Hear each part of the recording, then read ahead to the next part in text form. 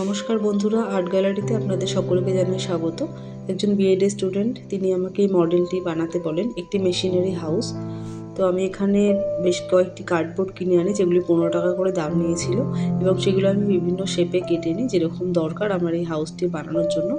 এবং তারপরে আমি এটিকে একটি পেপার দিয়ে র্যাপ করে নিই। আমি এভাবে র্যাপ করছি যাতে কোনোভাবেই সাইড দিয়ে কার্ডবোর্ডটা দেখা না যায়।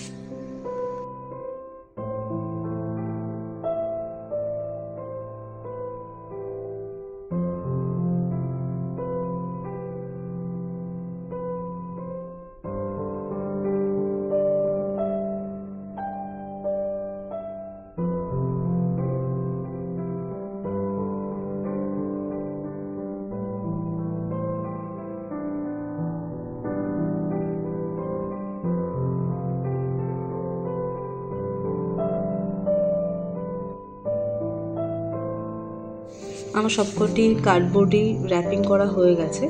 এবার আমি গ্লু গানের সাহায্যে এই সমস্ত বোর্ডগুলোকে একসাথে সেট করব, একটি হাউসের আকার দেব।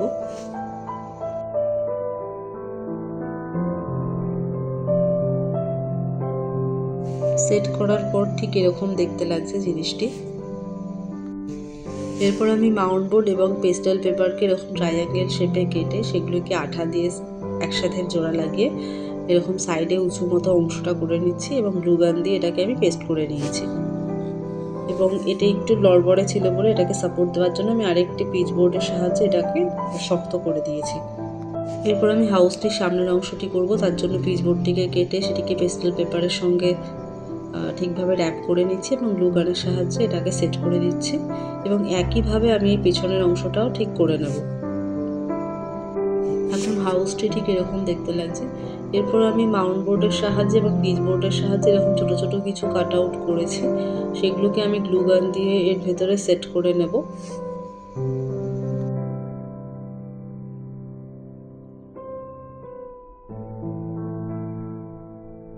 এখানে আমি A4 পেপারে কোম্পানির নাম এবং ট্রেডিং অ্যাকাউন্ট এগুলো লিখে সেগুলোকে আঠার সাহায্যে লাগিয়ে নিচ্ছি, এবং আমি আরও কিছু কাট আউট করেছি যেগুলো আমি ভেতরে গ্লু গান দিয়ে সেট করে দেব।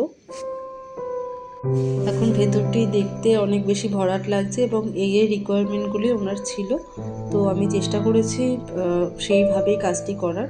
তো আমার ভিডিওটি যদি আপনাদের ভালো লেগে থাকে প্লিজ লাইক করে দেবেন, সাবস্ক্রাইব করে দেবেন এবং বেল আইকনটা অবশ্যই প্রেস করে দেবেন। তো দেখা হবে আবার পরের একটি কোনো ভিডিওতে। ততক্ষণ পর্যন্ত সবাই খুব ভালো থাকবেন, সুস্থ থাকবেন এবং সাবধানে থাকবেন।